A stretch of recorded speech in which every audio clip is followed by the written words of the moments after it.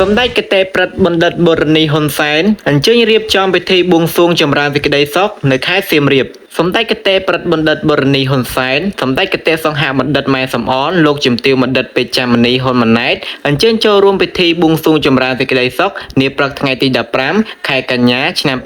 2025ស្ថិតនៅខេត្តសៀមរាបចំនួន3ទីតាំងក្នុងបុព្វហេតុសូមប្រោះពុំប្រជាណាចក្រកម្ពុជាឲ្យមានសុខសន្តិភាពជាសុខសាន្តត្រានរីកចម្រើននិងអភិវឌ្ឍជាលំដាប់ជាឆ្ងាយពីសត្រូវឈ្លានពានជាយីទាំងឡាយពិធីបួងសួងចម្រើនសេចក្តីសុខត្រូវបានប្រារព្ធធ្វើនៅទីសក្ការៈព្រះអង្គជ័យព្រះអង្គចោមនៅបនអភិរក្សអង្គរនិងនៅប្រាសាទអង្គរតូចក្នុងគោលបំណងបួងសួងដល់គុណបនព្រះរតនត្រ័យបារមីព្រះអង្គជ័យព្រះអង្គចោមបារមីគ្រប់ព្រះអង្គនៅក្នុងទីឋានអភិរក្សអង្គរដួងវិញ្ញាណក្ខន្ធព្រះមហាវីរក្សត្រមហាបុព្វបុរសដូនតាខ្មែរដួងព្រលឹងមេតបតូចធំសូមប្រោះព្រំប្រជាណាចក្រកម្ពុជាឲ្យមានសុខសន្តិភាពជាសុខសាន្តត្រានរីកចម្រើននិងអភិវឌ្ឍជាលំដាប់ជាឆ្ងាយពីសត្រូវឈ្លានពានយាយីទាំងឡាយជាពិសេសគឺសូមតាមថែរក្សាពុកម៉ែអំពូមីងបងប្អូនប្រជាជនកម្ពុជាគ្រប់រូបរួមទាំងវីរៈកងទ័ពទាំងអស់មានសុខភាពល្អបរិបូរណ៍មានសុខសុវត្ថិភាពរស់នៅប្រកបរបររកទទួលទានមានបាននិងសូមជួបតែពុទ្ធពរទាំង4ប្រការ